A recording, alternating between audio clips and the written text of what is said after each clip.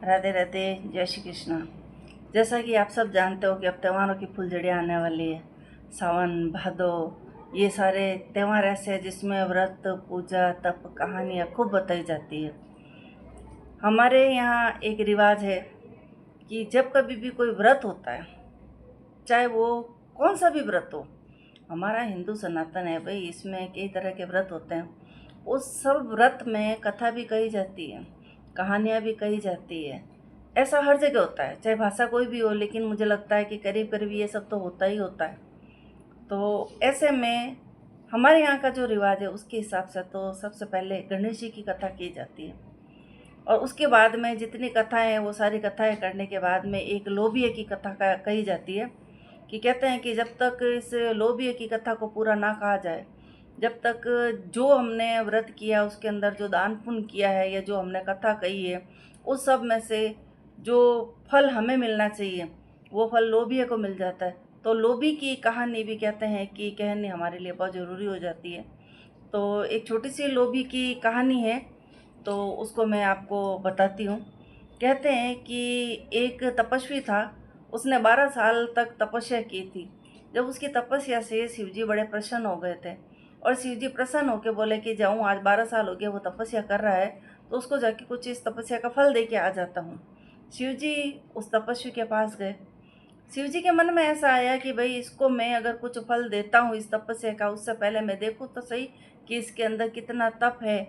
ऐसा तो नहीं है कि इसकी तपस्या के साथ में कोई लोभ घुसावा हो। ऐसा सोच के महादेव के पास में एक हीरे से जड़ी हुई अंगूठी थी। उस महादेव ने वो अंगूठी उस तपस्वी के पास में गिरा दी और आगे चले गए।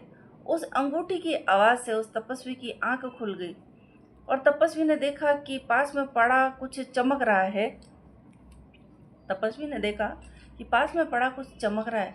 इधर उधर देखा, उसे कुछ दिखा नहीं कि भाई ये किसकी हो सकती है।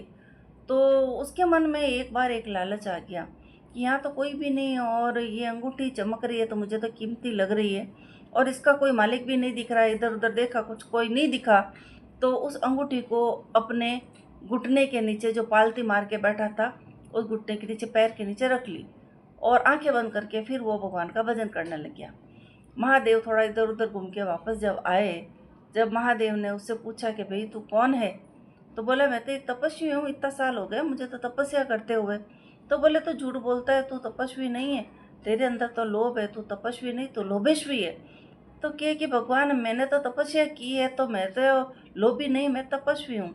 ऐसे वो भगवान से विनती करने लगा। तो भगवान ने कहा कि देख, तेरे को देख के कोई भी इंसान लोभ में आकर अगर तपस्या करेगा तो ऐसे में तो कैसे कोई मुझे पा पाएगा।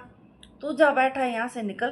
तेरे अंदर लोभ भर गया, अब तेरे अंदर तपस्या नहीं रही है, तो तुझे मैं तपस्वी नहीं, मैं तुझे लोभी कहूँगा। तो यहाँ से निकल। जिस जगह भगवान ने बड़ी जिद कर ली, तू यहाँ से उठ और इस जगह से जा, तेरे कारण इस जगह में पाप घुस रहा है।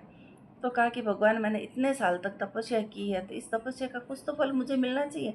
कि क्या फल मिलेगा, तेरे जैसा तपस्वी अगर लोभ करेगा तो उसको क्या फल मिलना चाहिए। चल जा, मैं तेरे को कोई किसी तरह का तेरे को मैं फल नहीं दूंगा।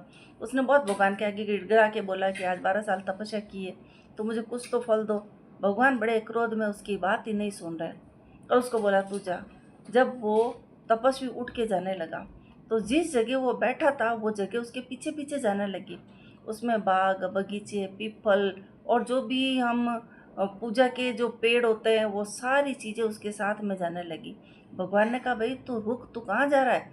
तू जा रहा है ये सारा बाग बगीचा, पीपल, पतवारी पतवारी ये सब तू लेके जाएगा, तो पीछे जो पूजा करने वाली आएगी तो वो ये पूजा कहाँ करेगी।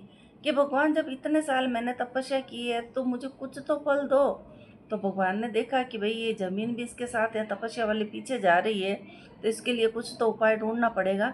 तब बोला कि किसी तरह की पूजा कही जाए, किसी तरह की व्रत करा जाए, उसमें कहानी कही जाए, और अगर इस लोभी की कहानी को नहीं कहा जाएगा तो पूजा का पूरा फल उस लोभी को मिल जाएगा।